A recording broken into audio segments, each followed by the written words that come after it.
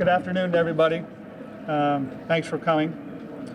In November of 2014, the people of Pennsylvania sent historic majorities of the Pennsylvania House and Pennsylvania Senate Republicans to Harrisburg on a mandate to rein in state government spending and to hold the line on taxes.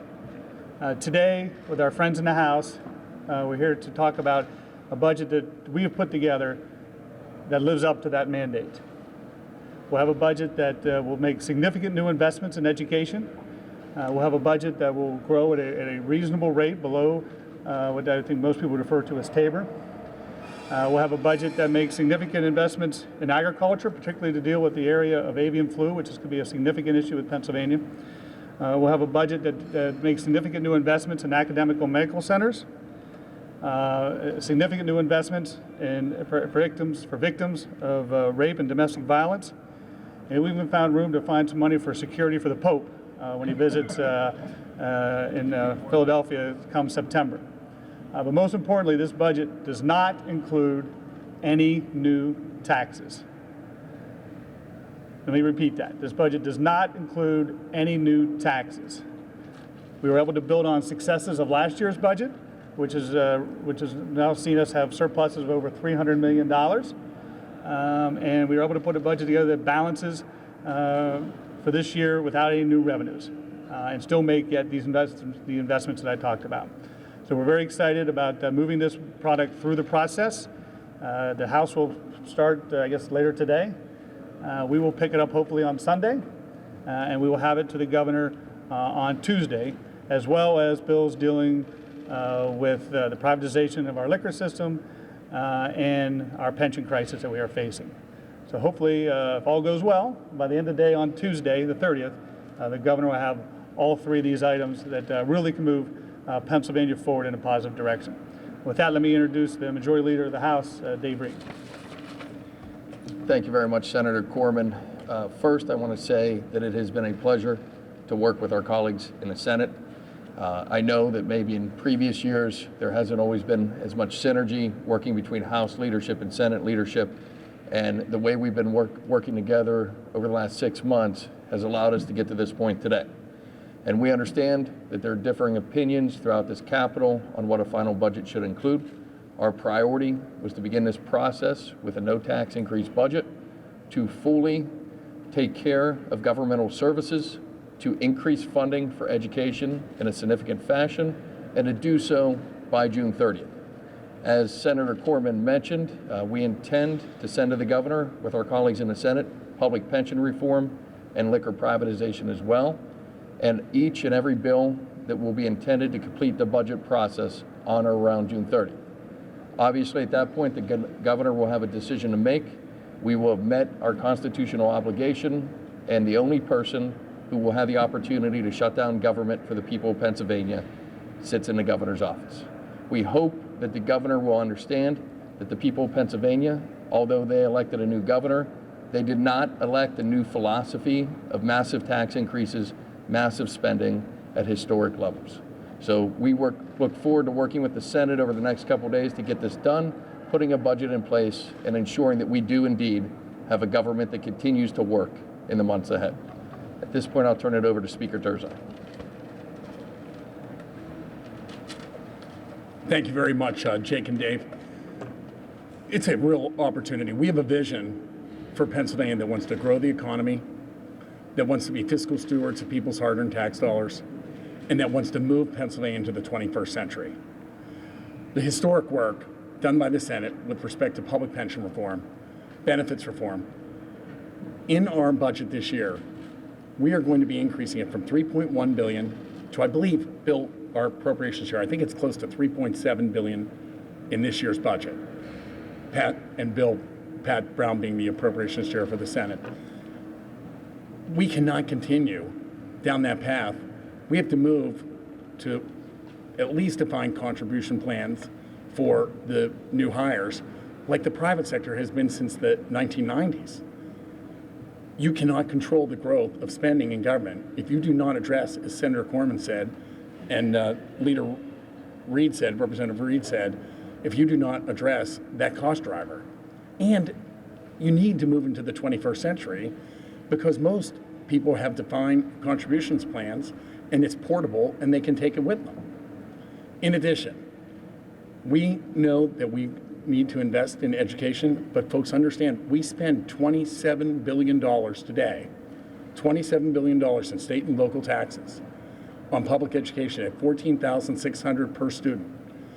We are going to invest more money in this budget in public education K through 12. And folks, that includes pre-K, that includes Head Start, that includes basic ed, and that includes special ed. And the block grant too? Yes. And the block grant as well. We're making increases on all five aspects of education funding in the budget that is a no tax increase budget. I applaud the members of the House and the Senate. I would only say this to the governor. This is the only message I would say to the governor. Governor, you have to seriously consider what we're putting in front of you. If I were the governor, I would sign these pieces of legislation and declare victory. These are winners, moving Pennsylvania to the 21st century. And I thank everybody for your attention. Yeah, and then Bill. Thanks, Dave. Thank you, Speaker. I'm proud to stand with my colleagues to advance and endorse what I believe is a general appropriations package that is truly best for the future and the fiscal position of the Commonwealth. We often hear about talk about the phrase structural deficit here in Pennsylvania. Essentially the fact that our revenue capacity is not keeping up with our expenditures. Our chief executive believes that the only way to deal with that problem is to raise prices on our consumers, raise prices on our taxpayers, and then expect the Commonwealth will grow over time to solve that problem. We believe there's a different path. We believe that that is counterproductive to solving that problem and dealing with the challenges that Pennsylvania has in its fiscal position. And we know that from history. We went down that path in '91 and reversed that path. We raised taxes in 2003 and expenses grew and we're back again. The federal government tried a stimulus package thinking that revenue would grow to make up the difference. And that didn't happen. We have to look to a different path. A path that institutions, individuals, companies take all the time before they pass those costs on to their consumers. Responsible cash management, looking for spending that has not been made that we can reappropriate, looking for unencumbered balances and accounts that we can use to balance our books this year. Responsible revenue and expense recognition policies, aggressively looking at our caseload estimates. By doing that, we're able to, in this fiscal cycle, notwithstanding our fiscal challenges, balance our books, have a positive ending balance, and provide significant investments in the things that the Commonwealth citizens want us to make, in education, healthcare, and public safety. We're making a 25% increased commitment in early education. We're making a $100 million increased commitment in primary and secondary education. We're making a 3% increased commitment in higher ed. These are the things that we can do together with our colleagues in the House without looking to our consumers in this fiscal cycle to balance our books. This is the right direction for Pennsylvania and Pennsylvania government for the next fiscal cycle. Thank you. It's always great to go last. A lot of things have been said, and I agree with my colleagues. Just to give you some statistics, this budget that we're going to be, this amendment that I'm going to be offering in the House Appropriations Committee in several hours, is a 3.6% increase over last year. And a lot of things we overcame. And the first was the structural deficit. And for probably a half a year, the administration was saying we had a $2.3 billion structural deficit. At one of our meetings with the governor and the budget secretary, myself and the executive directors and the governor himself were able to work things out where the structural deficit was 1.2. That's a lot of money, and it's a lot easier to have a lower structural deficit to try to balance a budget. And so when we had that agreement, that started us in the right direction. Also, another thing that you don't hear too much about is that our revenues exceeded our projections, which is a good thing. That's something that we didn't hear this time last year. So the taxes are coming in, various amount of taxes, whether it be the PIT, whether it be the sales tax. We looked at our cash deposits as late as last night, and we are able to increase our projection for next year based upon what we're actually receiving this year. So that was a good thing. And obviously, we're looking for some revenue on that side of the ledger from liquor privatization. And we've built that into our budget. They all mentioned the education. We have amendments that will increase education funding for our state-related, our 4 state-related schools, plus Pennsylvania College of Technology. Something that was left out in the governor's budget was grants for Pennsylvania college students. Our budget will have an increase of $10 million over last year for Pennsylvania Higher Education Assistance Agency. Right now we have about 166,000 Pennsylvania students that benefit from this. This will be an extra $10 million. And there was a couple programs over at FIA that this money was sitting there and the programs were not using the money.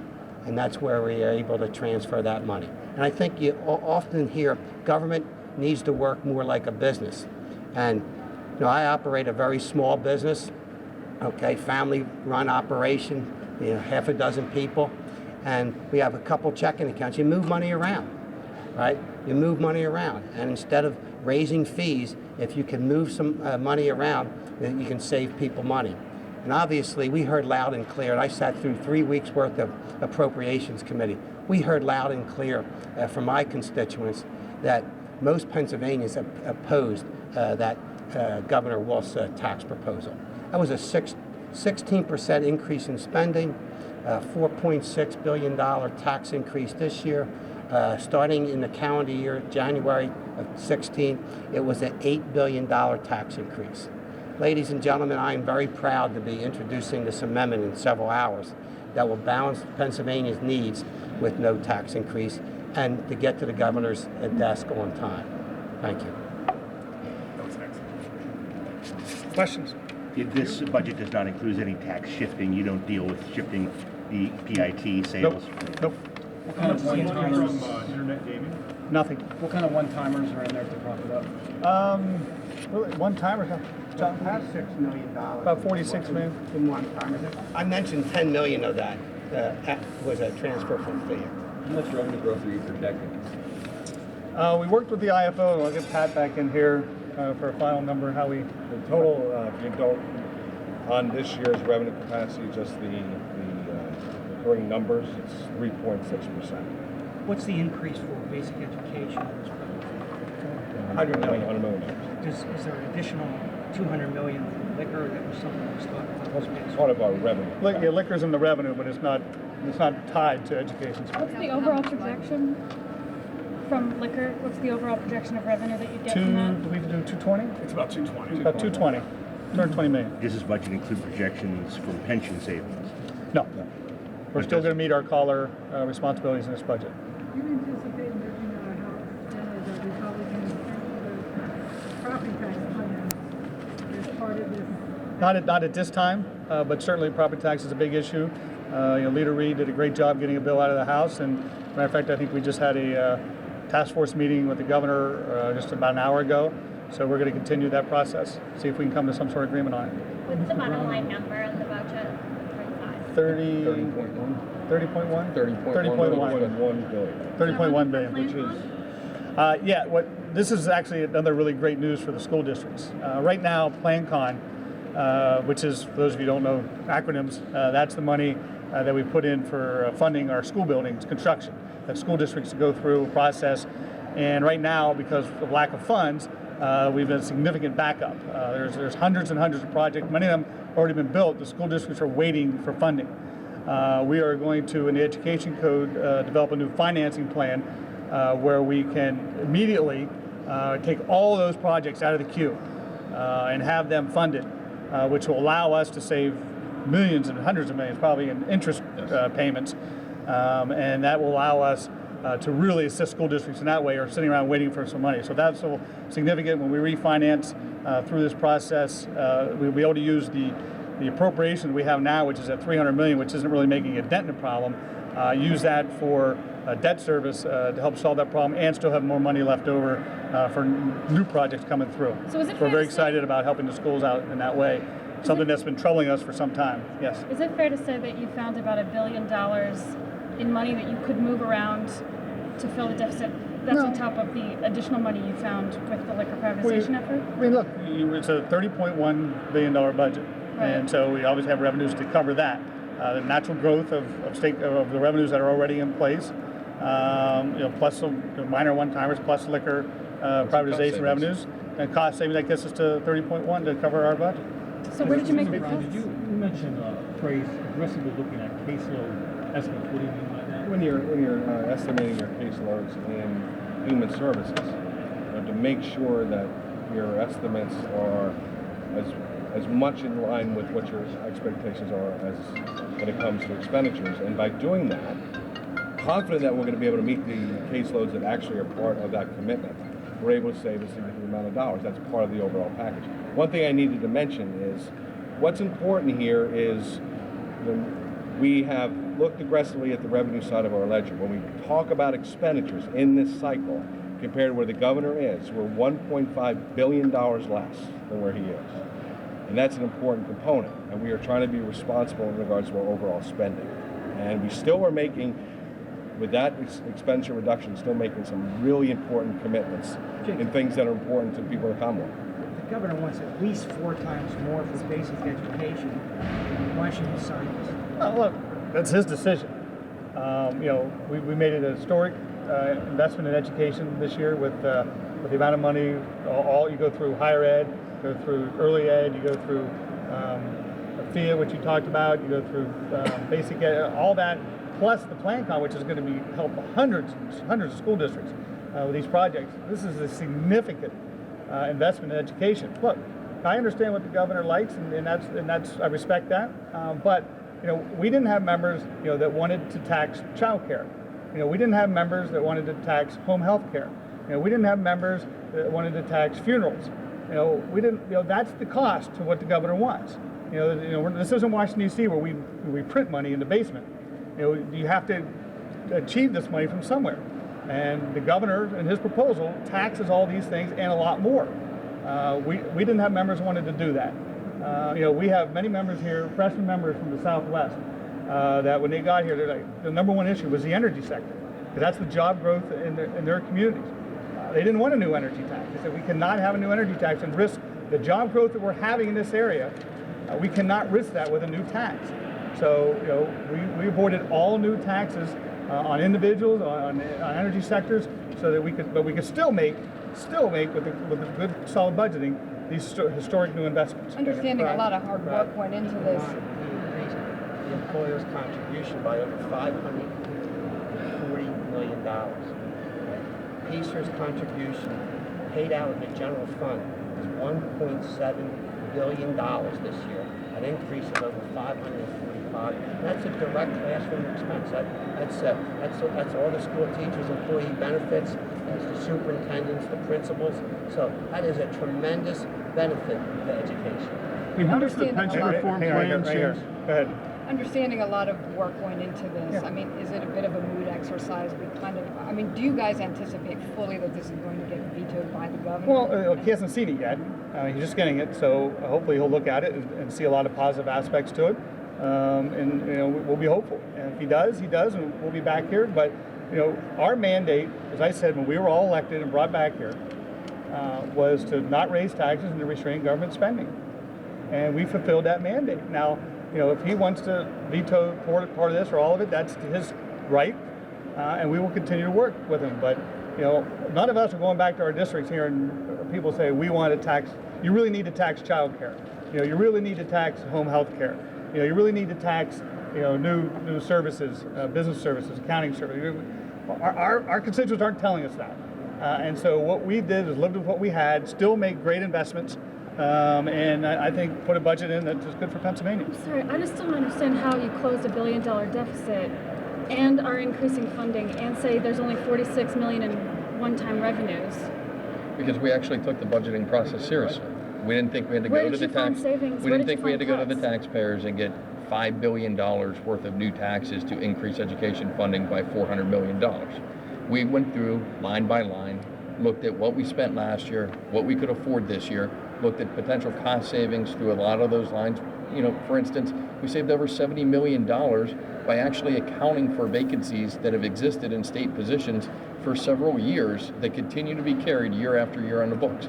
Look, if a position hasn't been filled for several years, I think it's safe to say that's not an essential position to the operation of state government. We booked extra liquor revenue. A number of those items coming through there, work together with our colleagues in the Senate, put it together in a way that actually made sense. We're going to take care of the PlanCon waiting list that some of these school districts have been waiting for nearly a decade to actually fund. Get taking care of that queue through financing options through the school code.